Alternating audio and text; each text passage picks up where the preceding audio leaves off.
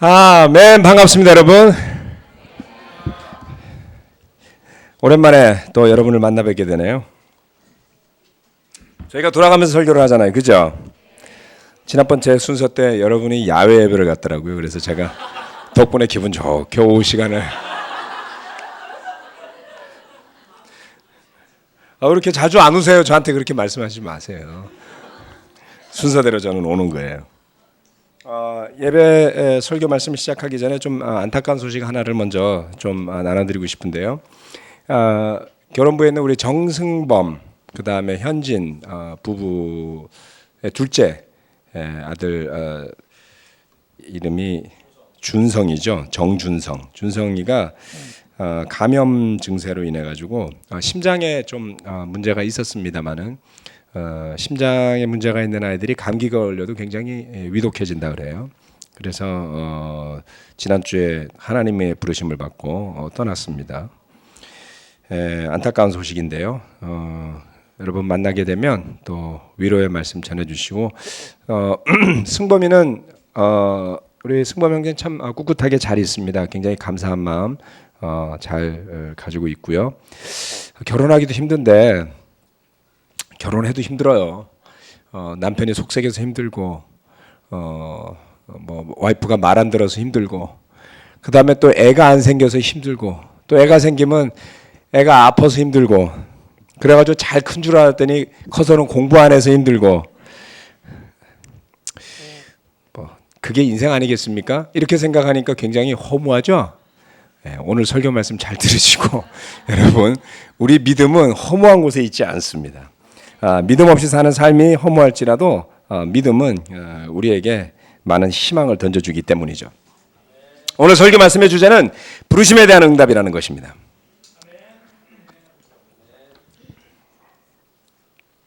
부르심에 대한 응답.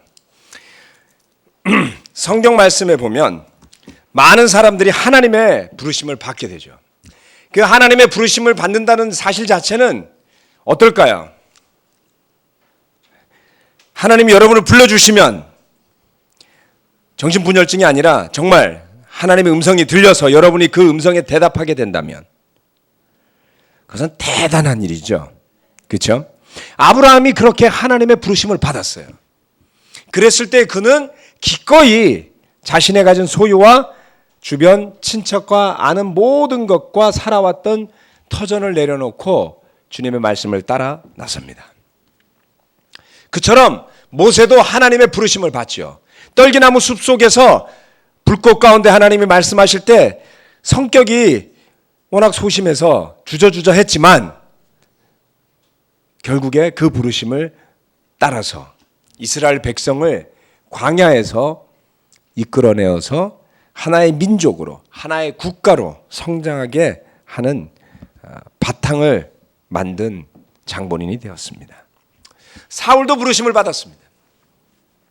사울은 어떤 사람이었냐면 다른 사람들보다가 머리 하나가 더 위로 올라올 정도로 키가 큰 사람이라 그랬어요. 우리 형제들 중에 누가 키가 제일 크죠? 뭐 의견이 엇갈리네요. 예, 뭐 성우? 성욱이 우리 성욱이가 좀 크죠, 그렇죠? 예, 그래도 뭐 머리 하나가 위로 확 올라올 정도는 아닌데 성욱이 잘 생겼죠.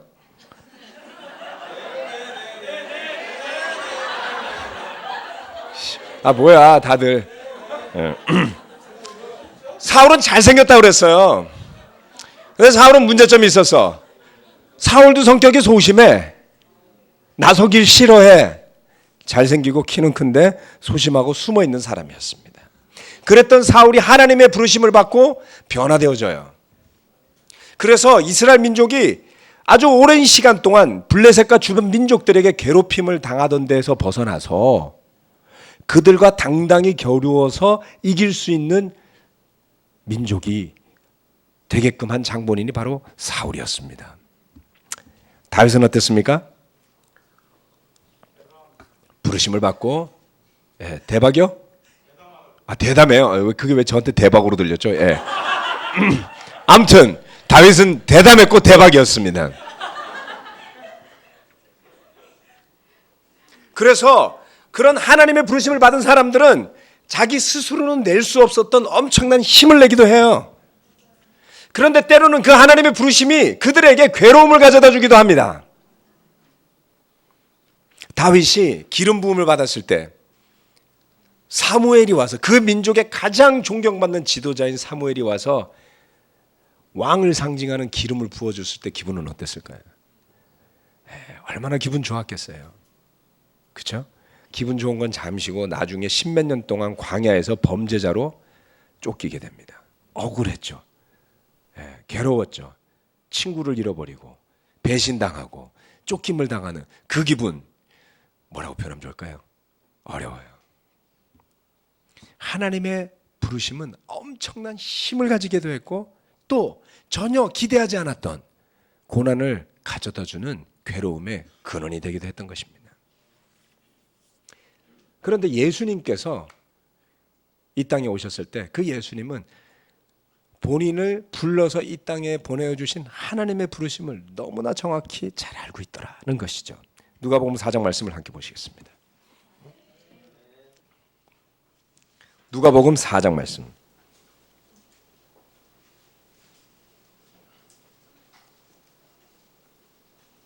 4장 42절에서 44절입니다.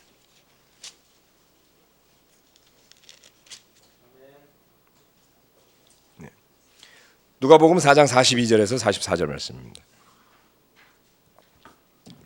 날이 새니 예수께서 나가셔서 외딴 곳으로 가셨다. 무리가 예수를 찾아다니다가 그에게 와서 자기들에게서 떠나가지 못하시게 자기네 곁에 모셔두려고 하였다. 그러나 예수께서 그들에게 말씀하셨다. 나는 다른 동네에서도 하나님 나라의 복음을 전해야 한다. 나는 이 일을 위하여 보내심을 받았기 때문이다. 그리고 예수께서는 유대 여러 회당에서 복음을 선포하셨다. 사람들의 염원과 달리 예수님은 본인의 부르심을 분명하게 확신하고 있었습니다. 여러분들 같았으면 저희와 함께 있어주세요라고 말하면 기분이 얼마나 좋았겠어요. 그렇죠? 나를 불러주는 사람이 없는 세상인데 나를 필요로 하는구나. 야, 이렇게 나를 좋게 생각해 주다니 땡큐다 이랬을 텐데 예수님은 이렇게 말씀하세요. 나는 다른 동네에서도 하나님의 나라의 복음을 전해야 한다. 왜? 이 일을 위하여 보내심을 받았기 때문이다. 예수님은 이 창조의 주인이었음에도 불구하고 본인이 이 땅에 오셨을 때 아버지로부터 어떠한 부르심을 받고 왔는지를 정확하게 기억하고 있었습니다. 그래서 이런 말씀을 하셨던 것이죠. 이 일을 위하여 보내심을 받았다.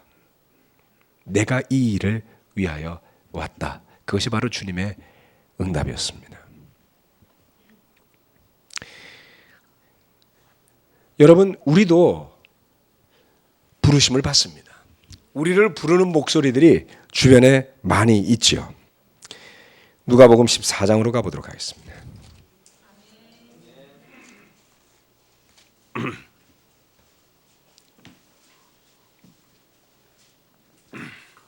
누가복음 14장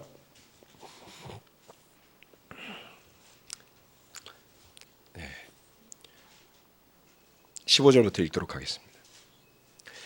함께 먹고 있던 사람 가운데 하나가 이 말씀을 듣고서 예수께 말하였다. 하나님의 나라에서 음식을 먹는 사람은 복이 있습니다. 예수께서 그에게 말씀하셨다. 어떤 사람이 큰 잔치를 베풀고 많은 사람을 초대하였다. 잔치 시간이 되어 그는 자기 종을 보내서 준비가 다 되었으니 오십시오 하고 초대받은 사람들에게 말하게 하였다. 그런데 그들은 모두 하나같이 핑계를 대기 시작하였다. 한 사람은 그에게 말하기를 내가 밭을 샀는데 가서 보아야겠소. 부디 양해해 주기 바라고 하였다. 다른 사람은 내가 겨릿소 5쌍을 샀는데 그것들을 시험하러 가는 길이요. 부디 양해해 주기 바라고 하고 말하였다. 또 다른 사람은 내가 장가를 들어서 아내를 맞이하였소. 그러니 가지 못하겠소 하고 말하였다. 이 말씀에는 예수님과 함께 만찬을 즐기는 사람의 이야기가 나옵니다. 분위기가 너무 좋았나 봐요. 그렇죠? 네? 분위기 좋으면 우리도 여기서 계속 있고 싶다 이런 이야기 하지 않습니까? 네. 뭐 휴가 가서 주로 그런 데서 그러는데 예배당에서 그런 이야기를 좀 해보세요. 끝나자마자 그냥 썰물처럼 쫙 나가시지 마시고 근데 그 사람이 그렇게 이 자리에서 예수님과 더불어 식사만 해도 기분이 이렇게 좋은데 하나님 나라의 잔치가 있으면 너무 좋을 것 같은데요. 예수님이 비유를 들었어요. 잔치를 베풀고 많은 사람을 초대했습니다. 하나님이시겠죠, 그렇죠? 예. 그런데 첫 번째 초대를 받은 사람, 설교 포인트부터 말씀드려야죠. 첫 번째, 어떤 부르심에 응답할 것인가입니다. 이 사람이 땅을 샀어요. 밭을 샀어요. 가서 봐야 됩니다. 땅 산 사람 계세요, 이 가운데? 좀 있어야죠. 예? 땅을 샀어. 얼마 전에 아파트를 샀어. 그 형제가 가만히 있겠어요? 바이블 다 부르겠죠, 그죠? 형제들 부르고 자랑하겠죠. 내가 드디어 내 집을 샀어. 이 사람이 얼마나 흥분되고 기뻤던지 자기가 산 밭을 빨리 가서 봐야 되겠다 그래요. 두 번째 사람은 소를 샀어요. 소를. 현대에 소도 있어요. 소나타. 에? 소나타. 2014년형이 새로 나왔는데 멋지게 나왔어요. 그 소나타는 소도 저는 못한다 이거죠. 아무튼 형제들이 차 사면 어때요? 만져도 보고 닦기도 하고.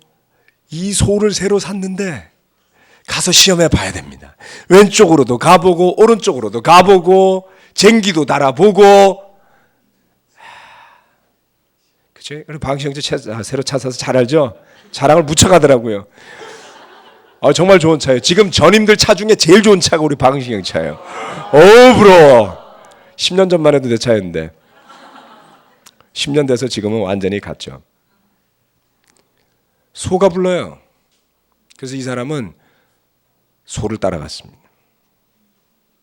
아마 그 다음 사람은 여기에 계신 대다수의 형제들이 공감할 수 있을지도 몰라요. 아내가 불렀어요. 제가 얼마나 오랫동안 싱글로 살았는지 아세요? 제 아내가 저를 찾습니다. 그래서 잔치를 사양했어요.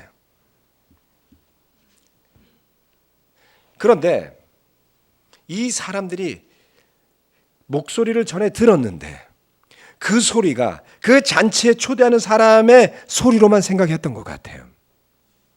그렇죠?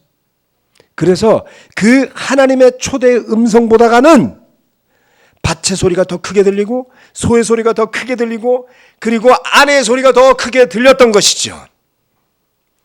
그래서 그 잔치의 목소리에 귀 기울이지 못하게 되어버리고 맙니다. 18절 말씀은 이렇게 이야기를 해요. 그들이 하나같이 핑계를 대기 시작하였다. 여러분, 우리가 하나님의 음성을 들으면서 글로 가기 싫을 때 하는 이야기가 뭐냐면 핑계라는 거예요. 핑계. 제가요 라고 나오는 순간 우리는 마땅히 들어야 할 목소리를 듣는 것이 아니라 마땅히 받아야 할 부르심을 받는 것이 아니라 굳이 가지 않아도 될 곳을 굳이 답하지 않아도 될 부르심에 응답하는 실수를 해버리고 만다는 것이죠. 여러분 마음속의 소리에 한번 귀 기울여 봅시다. 지금 누가 또 지금 무엇이 나를 부르고 있는가? 밭을 샀어요. 너무 자랑스러웠어요. 잔치 갔다 와서 보면 되잖아요. 소를 샀어요. 외양간에다 묶어두면 소가 하루 만에 굶어 죽나요? 잔치 갔다 와서 소를 시험해보면 됐던 거예요. 마지막 구절이 제일 안타까워요, 저는. 장가를 들었어요. 아내를 맞이했어요. 그러면 초대한 사람에게 이렇게 말하면 안 돼요? 제 와이프도 있는데요. 티켓 한 장만 더 주시겠어요? 같이 잔치에 가게요. 같이 가서 잔치를 즐기면 될 거 아니야. 자기가 받은 초대도 무시하고 소중한 자기의 아내도 갈 길을 막아버리는 한심한 결과가 되어버리고 맙니다. 그런데 이 모든 사람들이 하나같이 놓치는 포인트가 있어요. 그건 바로 이겁니다. 그 잔치는 언제나 문이 열려 있는 것처럼 생각하는 것이죠. 마태복음 25장 말씀은 그렇게 말하지 않습니다. 마태복음 25장으로 가봅시다.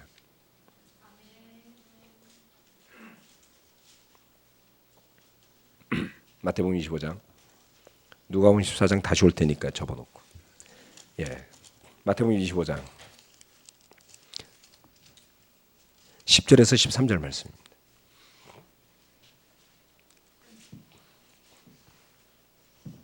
우리 모두 다 잘 아는 혼인잔치의 비유입니다.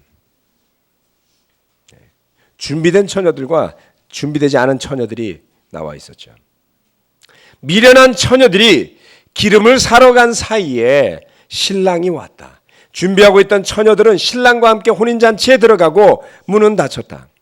그 뒤에 나머지 처녀들이 와서 주님, 주님, 문을 열어주십시오 하고 애원하였다. 그러나 신랑이 대답하기를 내가 진정으로 너희에게 말한다. 나는 너희를 알지 못한다 하였다. 그러므로 깨어 있어라. 너희는 그 날과 그 시각을 알지 못하기 때문이다. 하나님이 은혜가 많으신 분이라더니 왜 이렇게 치사하죠? 라고 생각할 수도 있습니다. 여러분, 하나님의 은혜를 잘못 생각하고 이해하시면 안 됩니다. 잔치의 초대는 무한정 열려 있고 남아도는 공짜 티켓이 아니었던 거예요. 여러분, 은혜를 잘못 생각하면 하나님이 내 마음대로 해주는 것을 우리는 은혜라고 생각해요. 그렇죠? 제가 소도 샀고요. 제가 장가도 들었고요. 제가 밭도 샀으니 그거부터 하고 나서 하나님이 여러분 시중 들어주는 종이에요? 그거는 하나님이 아니에요. 여러분이 하나님이고요. 하나님이 여러분의 피조물인 거예요. 인간이 만든 신은 성경은 우상이라고 불렀습니다. 창조주 하나님께서 잔치에 초대하는데 거절할 힘과 능력과 지혜를 갖춘 사람이 우리 가운데 누가 있을까요? 착각인 것이죠. 매일매일 변함없이 주어지는 것 같지만 한 번 지나간 오늘이 오지 않습니다. 시간이 지나면 지날수록 더 깨닫게 되는 것이죠. 오늘 여러분이 살아있고 여러분이 숨쉬고 있고 아직 젊을 때 나이 많은 것 같죠? 젊어요. 여러분 아직 다. 예? 나이 많다고 생각하잖아요. 여러분 평생 나이 많아요. 20살 때도 그렇게 생각했잖아요. 안 그래요? 그때는 피부도 좋았는데 진짜 지금도 좋아요. 30살도 괜찮아요. 40도 괜찮아요. 중요한 건 뭔지 아세요? 오늘 나한테 주어진 하나님의 은혜가 그 하나님의 부르심이 그 하나님의 초대가 중요하다는 것을 받아들이는 겁니다.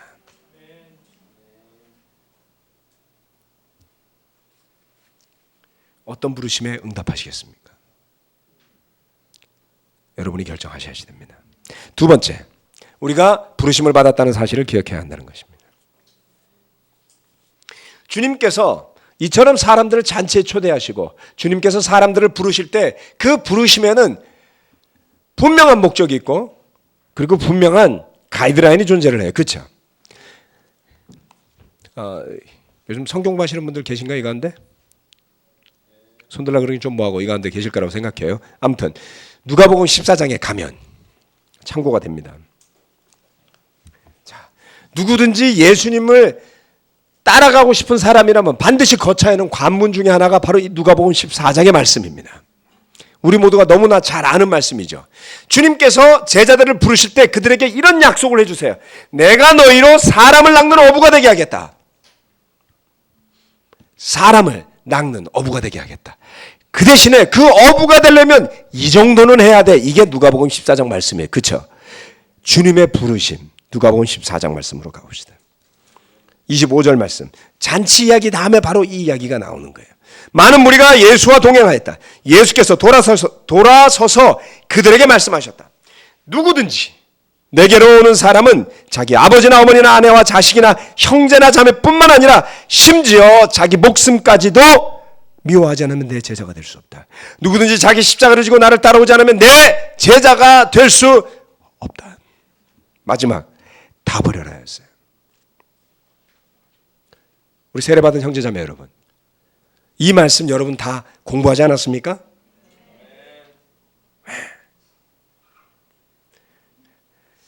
그래서 그 말씀을 전해 듣고 소를 보러 갔습니까? 밭을 갈러 갔습니까? 아니죠. 그랬으면 여러분 이 자리에 없는 거예요. 여러분 모두는 그 말씀을 받아들였을 때 주님, 제가 주님을 따르겠습니다 라고 해서 그 다음 공부도 했잖아요. 그래서 회개하고 마침내 세례를 받았단 말이에요. 여러분은 어떤 사람들이냐면 그 부르심을 따라 나선 사람들인 것입니다. 우리가 주님의 부르심을 받아들고 그것을 따르기로 결정했을 때 왜 그것을 기쁜 마음으로 할 수 있었을까요? 의무감으로 억지로 따라 나선 사람이 있었다면 이 자리에 오늘 없을 거예요. 진심으로 따라 나섰기 때문에 오늘 여러분 이 자리에 있는 것 아니겠습니까? 저는 도대체 내가 뭐 때문에 그때 뭐에 홀려서 제자로 결심을 했지? 목사 그렇게 이야기하니까 한심해 보이죠.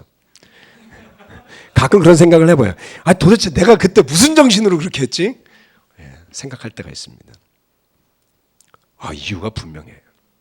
첫 번째, 여러분 비교해보세요. 여러분 이유하고 여러분이 내가 예수님의 제자가 되기로 결심했던 그것과 한번 잘 비교를 해보세요. 첫 번째, 제가 받았던 가장 큰 영향은 첫 번째는 제자들 간의 진실된 사랑이었어요. 턱 와서 보니까 정말 서로가 서로에 대해서 너무 좋아해. 그렇죠?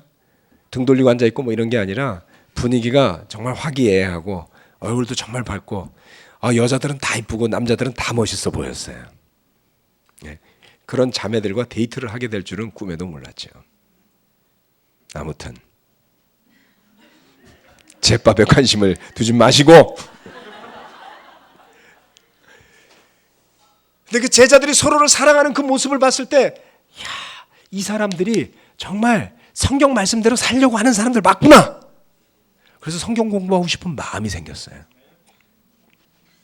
두 번째는 그러한 사랑들 때문에 그 사랑을 통해서 전달되어진 예수님의 희생적인 사랑이 있더라는 것이죠. 여러분, 저는 교회를 예전에 열심히 다녔던 사람입니다. 중학교 때부터 우리 교회 오기 전까지 열심히 교회를 다녔어요. 그리고 거의 해마다 신약 성경은 빼놓지 않고 한 번씩 다 읽었습니다. 게으름을 필 때가 있었기 때문에 구약 성경까지는 통독은 딱 3번만 해봤어요. 그 정도는 다 해본 사람들처럼 앉아있네. 그랬어요? 지금을 생각하지 마세요. 여러분 우리 교회 처음 왔을 때 한 번이나 읽은 사람이 몇 명이나 있어. 제가 프라이드가 대단했어요. 제가 성경을 해마다 한 번씩 읽어. 신약은 구약도 짬나면 열심히 읽어서 내가 통독도 하는 사람이야. 이런 프라이드가. 그럼 뭐예요? 십자가에 대한 사랑은 머리에만 있다 이거죠. 제자들이 서로 사랑하는 그 모습을 봤을 때 그 사랑을 통해서 십자가에 대한 사랑이 정말 생생하게 전달되기 시작했어요. 우리가 사랑도 배우는 것 아니겠습니까? 제가 요한복음 13장 34절 35절 말씀은 암송하고 있던 구절이에요. 근데 그게 진짜 의미를 가진 건 뭡니까? 서로 진실되게 사랑하는 형제자매들을 보고 이들이 바로 예수님의 제자라는 것을 알게 될 것이라는 게 그 말씀의 핵심이에요. 그렇죠? 새 계명을 주노니 서로 사랑하여라. 그것만 갖고는 부족하다 이거예요. 왜? 너희가 서로 사랑하면 세상 사람들이 그것을 보고 너희가 내 제자인 것을 알게 될 것이다. 핵심이 그건데 그 앞에만 좋아했어요. 예수님이 새 계명을 주셨어. 우리가 서로 사랑하라고 그랬어. 서로 사랑하지도 않으면서 그러고 살았단 말이에요. 근데 그 말씀이 제대로 이루어지는 것을 봤을 때 나도 예수님의 제자가 되어 살고 싶은 마음이 생기더라는 것이죠. 십자가를 이해하게 되더라는 것이죠. 새로운 사명감이 생겼습니다. 예. 그 사명감이 어디서부터 왔을까요? 우리 교회 아무도 사명감이 없어 보이는데 저 혼자 세례받고 사명감에 충만해서 그렇게 살았을 것 같아요? 저 그렇게 잘난 사람이 아니에요. 네. 왔더니 죄다 사명감에 충만해 있었습니다. 가끔 못 지내는 몇몇 형제들 빼고 방문자인 제 눈에도 보이는 눈에 두드러지는 못 지내는 형제들이 가끔 있었습니다. 처음에 교회를 왔어요. 예배를 몇 번 참석했어. 1993년 1월달 첫 예배인데 이화여고 강당 조그만 교실을 빌려갖고 예배를 드렸었어요. 저는 그 시간을 왜 기억을 하냐면 설교 말씀과 나눔의 이야기가 누가복음에 대한 이야기였습니다. 둘씩 짝지어서 내보내서 제자를 삼게 하겠다. 누가복음에 나오는 말씀이에요. 그거를 주제로 설교를 하는데 목표를 이야기를 하더라고. 우리가 올 연말까지 뭐 120명의 교회로 성장하고 그러니까 120명 안 됐다는 소리잖아요. 100명도 안 됐던 것 같아요. 네. 조그맣잖아요. 조그매. 그러니까 그때 당시 교회 전체가 여기 한 섹션에 앉아 있는 사람 뭐 요 정도밖에 안 됐어요. 근데 뭐 다들 그냥 눈이 똘망똘망하고 말하는 사람도 진실되고 듣는 사람도 진실되고 막 그걸 하고 싶어하는 그 마음이 막 느껴졌다 이거죠.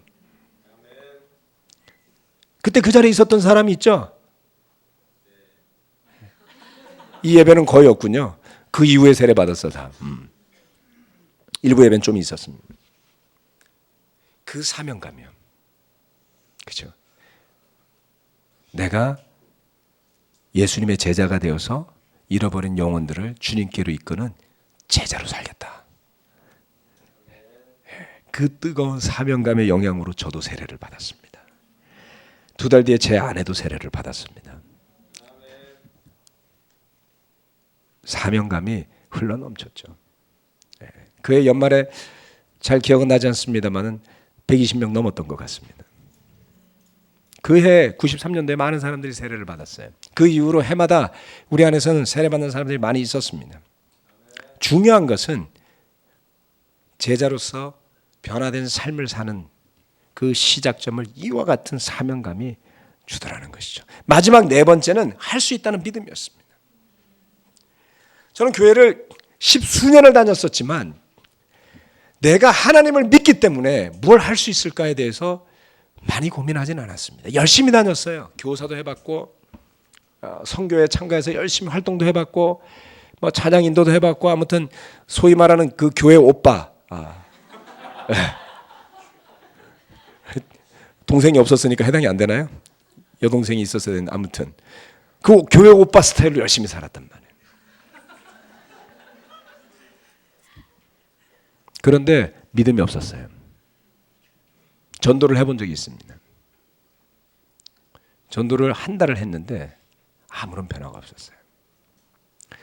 제 친구가 전도사를 해서 제가 그 교회 청년부를 위해서 몇 달 동안 가서 레슨을 해준 적이 있었습니다. 아무런 변화가 없어요. 그래서 제 마음속에 믿음이 싹 텄어요. 어떤 믿음? 절대로 안 된다. 전도해도 사람들은 오지 않는다. 믿음이 있었다니까. 그런데 제가 회개하고 제자가 됐어요. 여러분 제 주변에 있던 사람들 다 우리 교회에 왔습니다. 제 부대에서 근무하던 후배, 동창, 선배, 예전에 같이 교회 다녔던 친구들, 전도사, 죄다. 제 주변에 저하고 연결되어 있는 사람 중에 제가 동경에 선교사로 가기 전까지 교회 안 와본 사람 아무도 없었어요. 그것만 있는 줄 아십니까? 네. 길거리에서 전도한 사람도 왔어요. 바뀌었어요. 왜? 같이 전도해 보니까 사람들이 오더라. 1990년대 초반에 저는 사람들의 마음이 얼음장처럼 차가운 줄 알았어요. No. 사람들의 마음은 열려 있더라는 것이죠. 여러분, 2014년이 돼서 더 이상 전도하기 힘든 것 같죠? 세상이 얼음장인 거예요. 여러분, 마음이 얼음장인 거예요.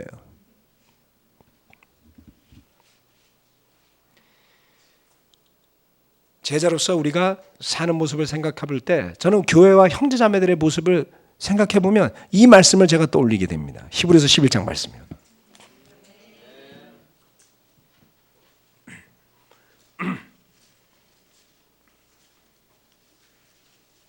히브리서 11장 32절 말씀.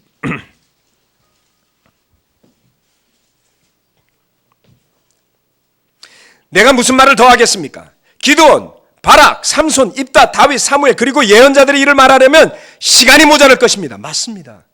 그들은 믿음으로 나라들을 정복하고 정의를 실천하고 약속된 것을 받고 사자의 입을 막고 불의 위력을 꺾고 칼날을 피하고 약한 데서 강해지고 전쟁에서 용맹을 떨치고 외국 군대를 물리쳤습니다. 네. 어땠다고요?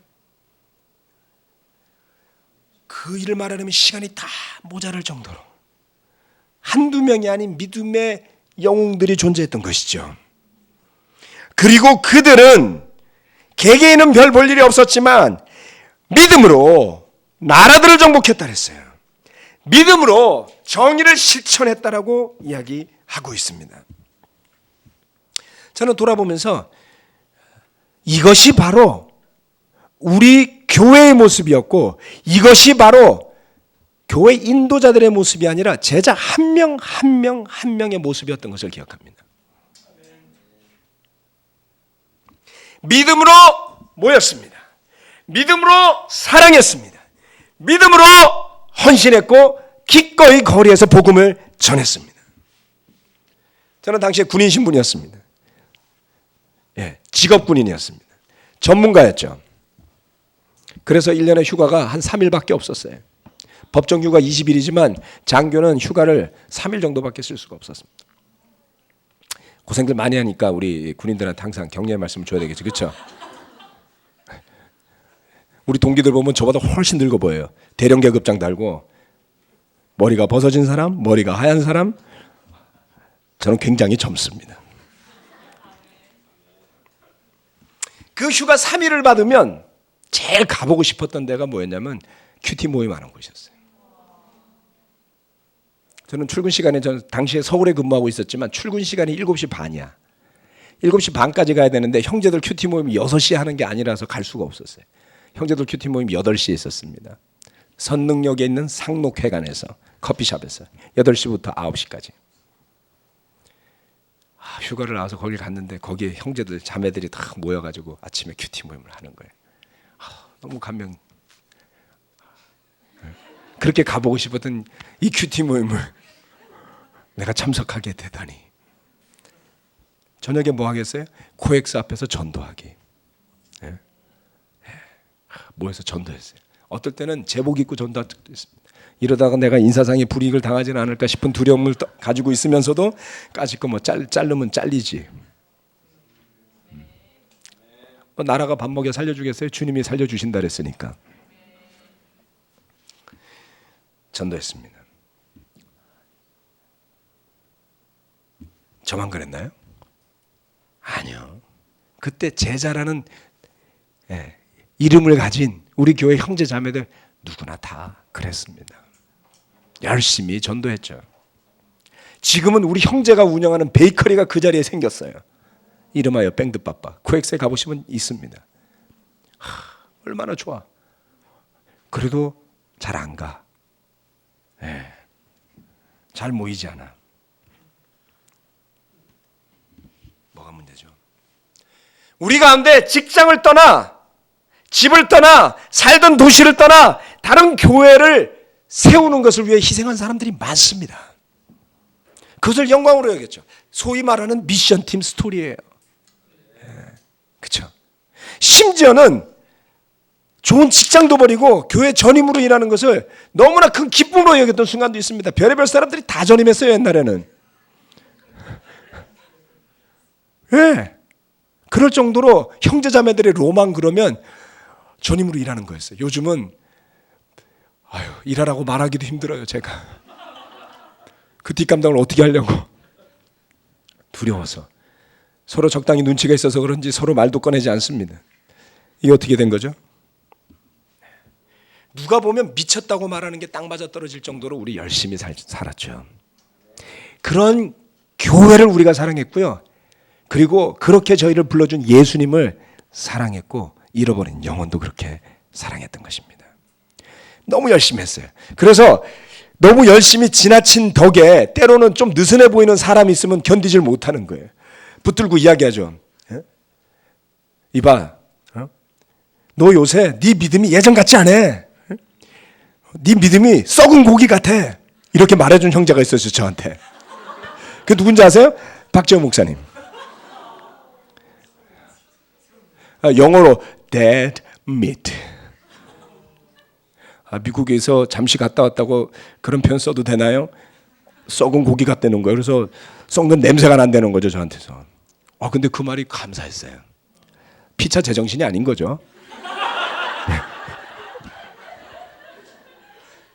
도전도 주고 막 도전받으면 막 괴로워하면서 회개도 하고 그리고 기뻐하고, 물론 그러다가 서로 상처 주고 실수한 적들도 많습니다. 실수나 상처는 부끄럽지만 그 진심만큼은 전혀 부끄럽지도 잘못되지 않았어요. 그렇게 20년을 넘게 살아오면서 우리는 많은 것을 얻었고 또 어떤 것은 잃어버렸어요. 실수와 상처들이 우리를 성숙하게도 했지만 우리를 두렵게도 했습니다. 많은 믿음의 경험들은 오늘의 교회를 있게 한 바로 그 원동력이 되었지만 동시에 세상에 대한 염려도 우리 가운데 많이 자라게 되었습니다. 과연 잘 살 수 있을까? 많은 결혼부 형제자매들이 고민합니다. 과연 우리 자녀들이 성공할 수 있을까? 제가 그래서 이랬어요. 자기는 성공을 꿈꾸는 대신에 예수님을 위해서 다 버리겠다고 제자가 돼놓고 왜 자기 자녀는 이 세상에서 성공하기를 바라요?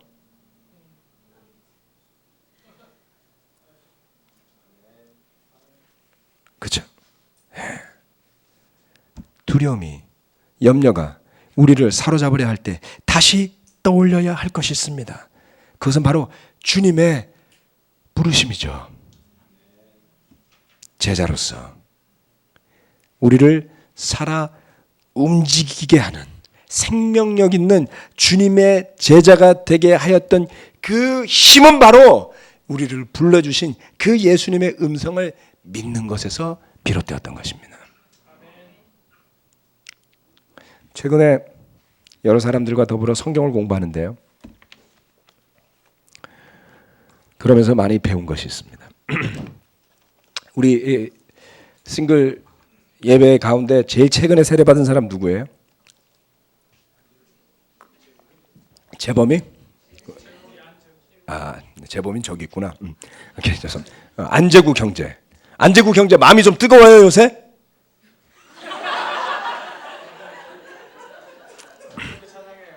네, 그렇게 말하니까 내가 뜨거운지 차가운지 헷갈리기 시작했어요.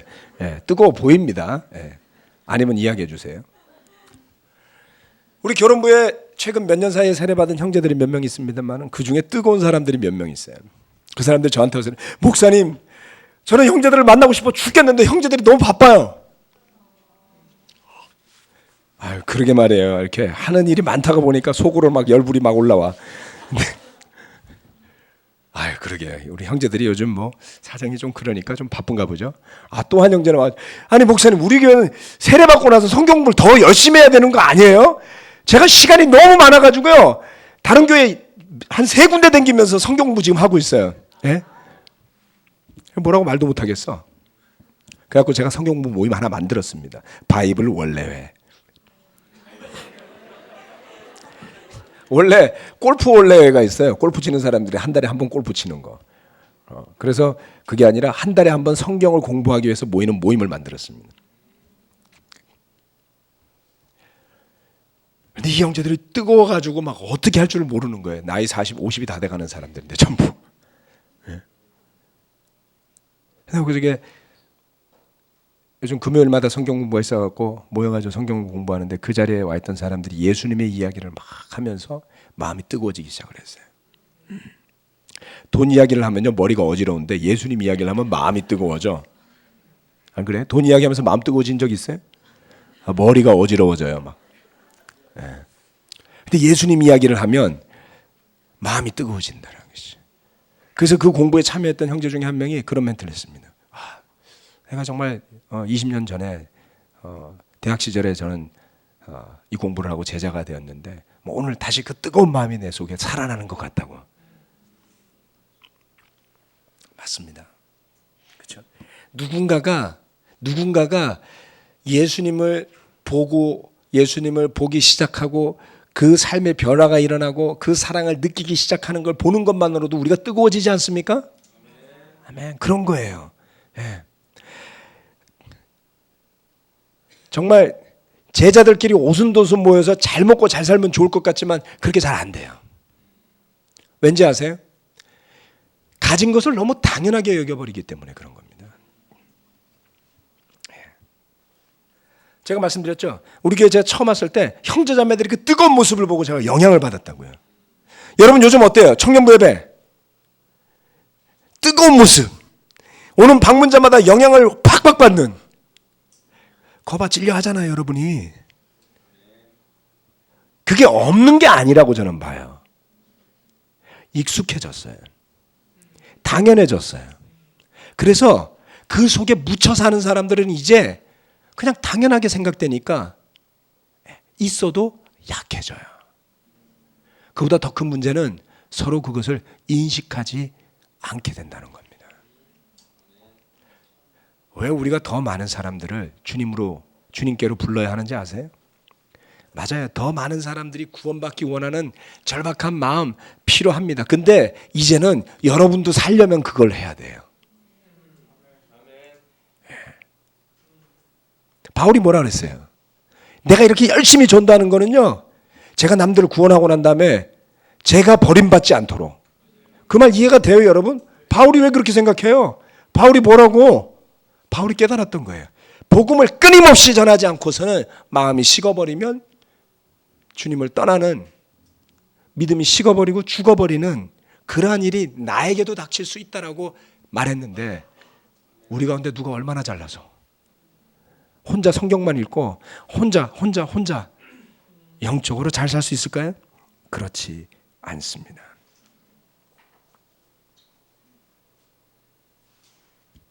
여러분, 우리의 신앙이 전설이 되게 해서는 안 되겠습니다.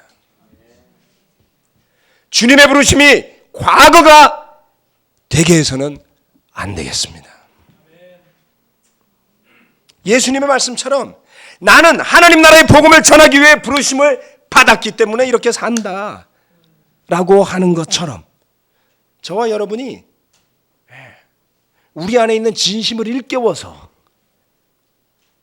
우리가 서로를 흔들어서 깨워서 그 부르심 때문에 사노라고 말할 수 있어야 되지 않겠습니까? 앞에 불 좀 꺼주실래요? 그 뒤에도 꺼주시고 앞에 시스템도 꺼주세요. 사진 2장 중에 1장을 먼저 보여주십시오.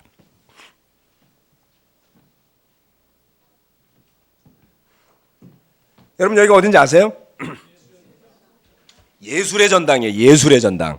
공연하고 전시회를 많이 하는 곳입니다. 저는 사진도 좋아하고 그림도 좋아하고 음악도 좋아하니까 심심치 않게 가서 사진전도 보고 미술전도 보고 공연도 듣고 합니다. 공짜 티켓도 많아요, 여러분. 잘 살펴보면 갈 기회가 많습니다. 안 가보신 분들 꼭 가보세요. 예술의 전당. 근데 이 예술의 전당에서 예술의 전당 객석 기부 행사를 진행하고 있습니다. 그 행사는 어떤 것이냐면 1층에 있는 B석, C석, A석에 500만 원을 내면 기부금을 낸 사람의 이 원하는 메시지를 담은 명판을 달아줘요. 다음 사진 보여주실래요? 지금 보이는 게 뭐냐면 의자 뒷면입니다. 이렇게 좌석이 쫙 있어요. 근데 그 사진 중에 하얗게 보이는 부분이 있죠. 저게 바로 쇠로 만들어서 좌석에 붙여놓은 기부자의 메시지를 적어놓은 플레이트였어요. 제가 가서 딱 앉았는데 앞에 어쩌고저쩌고 이렇게 써놨어. 안 보겠어요 여러분? 다 봐요. 그런 데 가서 보니까 야 누가 이걸 내 가지고 이걸 했나 보다. 그래서 제가 야 우리 교회 이름을 한번 할까? 서울 그리스도의 교회 이렇게 갖고 붙여놓을까? 그랬더니 사람들이 저한테 돌 던질 것 같았어요. 헌금으로 500만 원을 거기 야 그럼 호프 이름으로 할까? 호프 전 재산이 1000만 원밖에 없어서 불가능해요. 물론 제 돈도 없습니다. 500만 원이요. 그래서 제가 생각이 났어요. 야, 우리가 이 잠실 예배당으로 이전을 할 때 수천만 원을 기부하신 분들이 몇 분 계셨습니다. 잘 모르시죠? 안 알려드립니다. 익명이에요. 근데 마음 같아서는 정말 한 몇천만 원어치 이렇게 금 그어놓고 거기다가 명패를 박아드리고 싶어. 이분이 이렇게 수고하고 기부했습니다. 그럼 우리 교회도 돈 많은 교회가 될 수 있지 않을까요? 우리 교회 목회자들이 그런 재주가 좀 모자라요. 네. 그랬더니 일부 예배에서는 이 의자 뒤에다가 붙여달라고 이야기를 하시는 분들.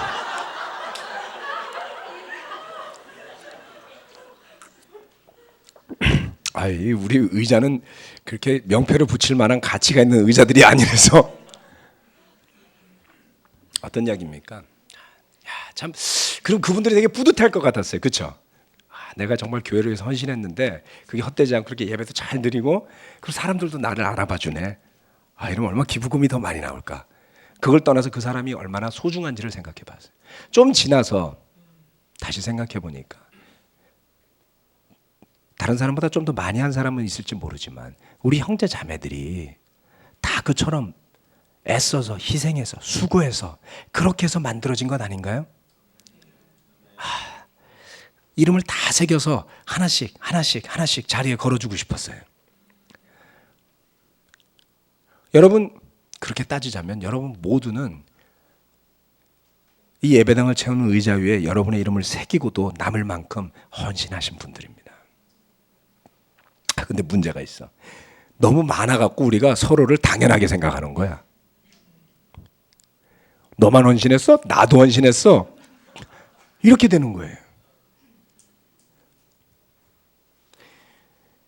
저 객석 기부금 모집을 위해 가지고 연세대 첼로 교수님으로 계시는 양성원 교수라는 분이 계십니다. 그분이 자기 자리도 한 자리 기부를 하면서 홍보 영상을 만들었더라고요.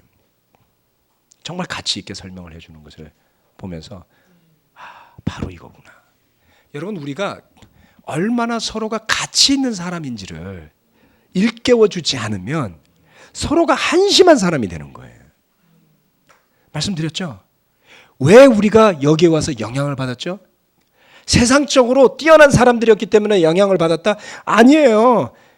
물어보세요. 정말 별 볼 일 없는 사람 많습니다. 저를 포함해서 우리 가운데. 그게 키가 아니었어요. 그 사람들의 진실된 미소였던 거예요. 그렇죠? 진실된 사랑이었던 거예요. 그것이 있게 했던 것은 뭐냐면 서로를 높이고 서로를 존중하고 서로를 소중한 사람으로 봐주는 바로 그 믿음과 형제였던 것입니다.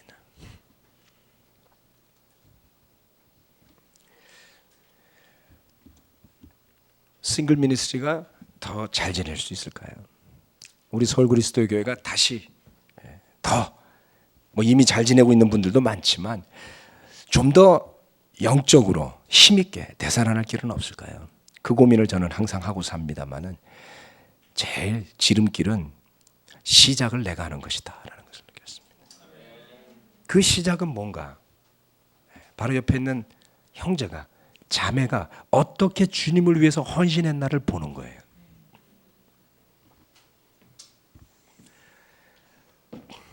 지난 한 몇 년 동안 우리가 많은 변화를 겪으면서 한 10여 년째 우리가 변화와 성장을 위한 몸부림을 치고 있다고 저는 생각을 합니다. 그건 저나 여러분이나 마찬가지라고 보는데요.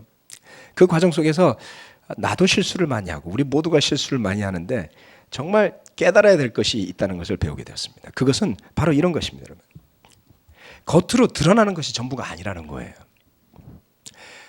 서울교회 지금 4명의 목사님이 계신데요. 그중에 3분은 저하고 2007년도에 1차 팀 리더십을 구성했던 분들이었습니다. 정도현 목사님, 김영진 목사님, 저 지금 대구에 가시는 강동진 목사님 이렇게 4명이서 2007년도에 흩어져 있던 교회를 하나로 모았어요. 그렇게 해서 우리 청년부가 함께 모여서 지금까지 온 거죠. 그렇죠? 근데 서로 뭐가 이빨이 잘 안 맞아가지고 팀 리더십 해체되고, 그 다음에 제가 훈련을 받고 나서 담임 목사로서 한 2년 조금 넘게 일을 했습니다. 그러다가 또 여러 가지 부족한 점이 많아서 그 자리를 뭐 여러 가지 이유로 사임을 하게 되고, 또 지난 한 2년 동안 많은 변화를 겪었죠. 여러분들도 그 변화 과정 속에 있었습니다. 근데 예전에 2004년도 5년도 당시에 어떤 사람이 저한테 와갖고 왜 목사님들이 서로 싸우고 이래가지고 교회를 이렇게 만들었냐고 따지더라고요. 그래서 제가 그 목사도 누군지 아냐고, 잘 모른대요. 그럼 말하지 말라 그랬어요. 그 목사님하고 나하고 알고 지낸 지 그 20년 다 돼. 그리고 네 눈에는 싸우는 것 같지만 그거보다 훨씬 좋은 게 많았어. 쉽게 이야기하지 말라고. 언제 하나님이 우리를 어떻게 인도하실지 모르는 거라고요. 그렇죠? 우리 게 목사님들 서로 티격태격해요. 부부도 싸우는데 같은 직장에서 사이좋게 지낸다고 사기꾼이죠. 네. 여러분, 현실을 직시해야지 돼요. 우리는 교회를 어떻게 하면 더 발전시킬 수 있을까 서로 티격태격 싸워요. 맞습니다. 때로는 그것 때문에 의심도 했어요. 맞아요. 그러나 그것과는 비교도 되지 않을 만큼 많은 좋은 것을 공유해 왔다는 거죠. 그리고 더 깊숙한 곳에는 하나님을 향한 그 사람의 믿음을 보고 신뢰하는 신뢰가 있다는 거예요. 저는 정도현 목사님이 3번씩이나 들락날락 목회자의 자리를 그만두고 나왔다 한 거를 이해를 못했어요. 저는 뭘 한 번 하면 쉽게 그만두지 않습니다. 그 달란트 때문에 어쩔 수가 없었던 것 같아요. 지금 보니까. 그분 나름의 또 하나님의 뜻이 있고 달란트가 있었던 것이죠. 그렇죠? 부산에도 미션팀으로 부산 교회도 가서 섬긴 적이 있고요. 대구 교회도 가서 섬긴 적이 있고요. 뭐 화려해요. 우리 김영진 목사님 문제 많잖아요. 어떻게 보면. 잘 모르시는군요. 궁금하면 물어보세요. 알려드리겠습니다. 근데 김영진 목사님도 대단한 분이에요. 자수성가해서, 그렇죠? 쎄빠지게 공부해서 노력해서 스카이를 들어갔잖아요. 스카이. 좋은 직장 다니다가 때려치고 대구 미션팀 가서 고생하시고, 또 일산교회도 세웠잖아요. 그렇죠? 그리고 또 뭐 교회가 부른다고 다시 서울교회 와서 고생 많이 했습니다. 왜 와? 오셔서 고생하셨단 말이에요. 또 고생하셨잖아요. 그럼 누구를 위해서 했겠어요? 잘 먹고 잘 살자고 했겠어요? 그렇지 않죠. 그 마음 안에 하나님을 향한 마음이 있다. 그렇죠? 뭐 저는 문제 없습니까? 제 문제는 사람들이 다 알더라고요. 설명할 필요가 없습니다. 박학식 형제 문제 없어요? 문제 많아요. 근데 그게 다인가요? 우리 김민수 형제는 노래만 잘하면 되나? 네? 문제 있죠. 그게 다인가요? 아닙니다. 주님을 위해서 애쓰고 수고하고 헌신하고 했던 많은 일들이 있다는 것이죠. 그래서 이 교회가 이해관계에 따라서 흩어지거나 찢어지거나 나뉘어지지 않고 지금까지 주님의 뜻에, 주님의 부르심에 응답하기 위해서, 달려가기 위해서 애썼기 때문에 이렇게 있다는 것을 저와 여러분이 더 감사해야 되리라고 저는 믿습니다. 아멘. 여러분 안에 잠자는 진심을 불러일으켜서 일깨워 주시기를 부탁드립니다. 제가 믿음이 없을 땐 어렵지만 다시 되돌아보면 그 히브리서 11장의 믿음의 영웅들이 남의 이야기가 아니라 바로 여러분의 이야기이고 저의 이야기이고 이곳에 있는 우리 형제 자매들의 이야기였습니다. 그 이야기가 오늘이 되게 합시다.